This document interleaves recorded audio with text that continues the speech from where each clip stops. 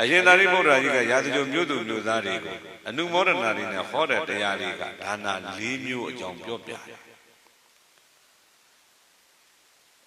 ဧကောတယံဒါနံဒိဋ္ဌိပရဏသမတပိတိဥပဒကဒါယကတို့ဧကောတယံဒါနံဒိဋ္ဌိတချို့သောလူတွေကကိုယ်တိုင်လှူတယ်ပရဏသမတပိတိသူများကိုလှူဖို့ရန်အတွက်တိုက်တွန်းခြင်းဆိုတာမရှိဘူး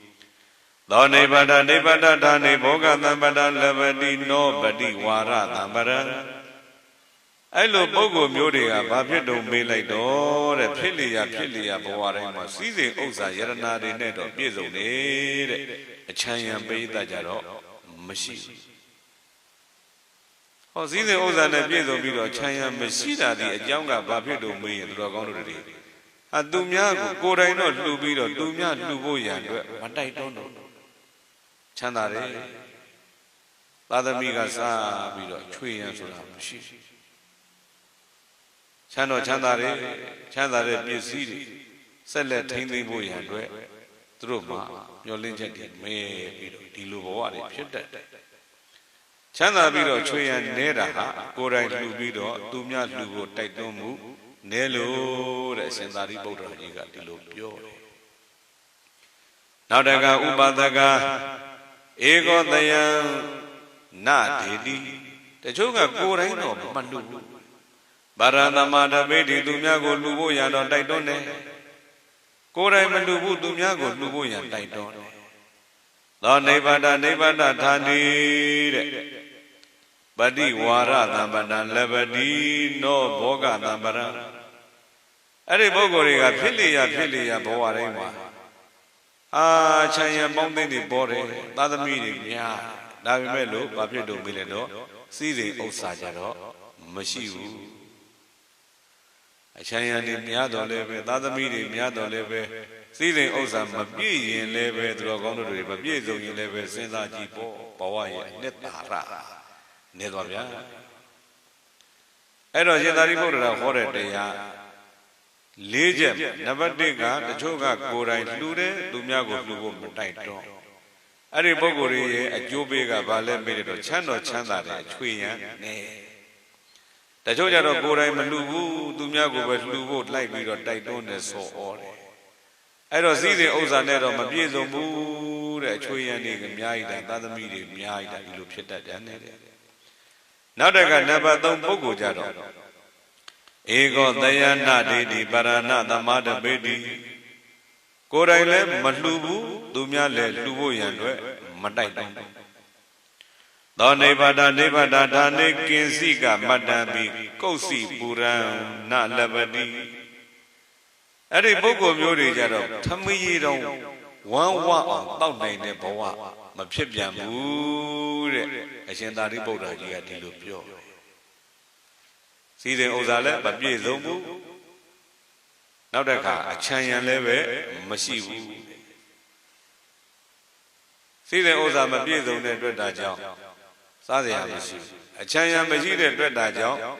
ကို့မရှိလို့ပေးကြပါအောင်ဆိုပြီးတော့ကို့ရင်းနှီးတဲ့ပုံကိုယ်လေးသွားပြီးတော့ချေးဖို့ငှားဖို့လေးတောင်လည်းပဲမရှိဘူး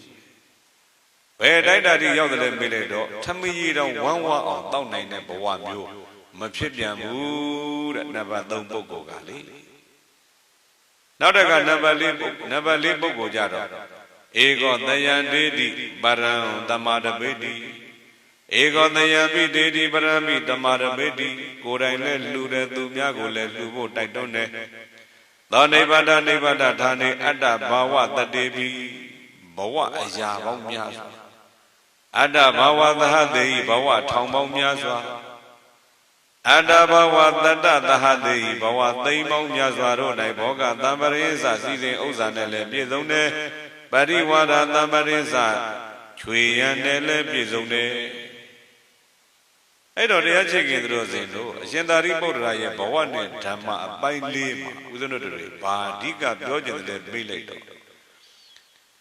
အရှင်သာရိပုတ္တရာကြီးမြတ်စွာဘုရားကိုလှုပ်ကြွေးခွင့်တောင်းတဲ့မြတ်စွာဘုရားကလှုပ်ကြွေးခွင့်မပြုဘူးပယ်ချအကြောင်းကနှစ်ခုဘာဖြစ်လို့မေးလိုက်တော့အရှင်သာရိပုတ္တရာသတင်းသုံးတဲ့အရာဟာစိတ်သုံးတယ်ဆိုတာမဖြစ်နိုင်ဘူး နောက်တကရှင်သာရိပုတ္တရာဟောတဲ့ပြောတဲ့ဩဝါဒသည်တဲ့ဘုရားဟောတာနဲ့တူနေလို့အဲ့ဒါကြောင့်မြတ်စွာဘုရားကပေးချတယ်အခုကြည့်လိုက်ရှင်သာရိပုတ္တရာကြီးရာဇဂိုမြို့သူမြို့သားတွေအာဂန္တုကဒါနပြုကြသူတွေကို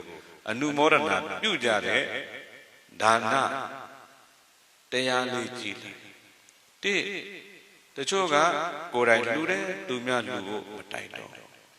အဲ့ဒီပုဂ္ဂိုလ်တွေကဖြစ်လျက်ဘဝတိုင်းမှာစီးစိမ်ဥစ္စာနဲ့ပြည့်စုံတဲ့အချမ်းရံပိဋကနေချမ်းရံပိဋကမရှိ